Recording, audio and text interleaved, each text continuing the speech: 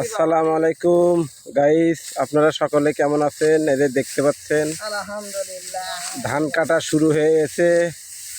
ঘরে ঘরে নতুন ধানের আগমন ঘটবে, আর এখন কৃষকের মুখে হাসি ফুটবে।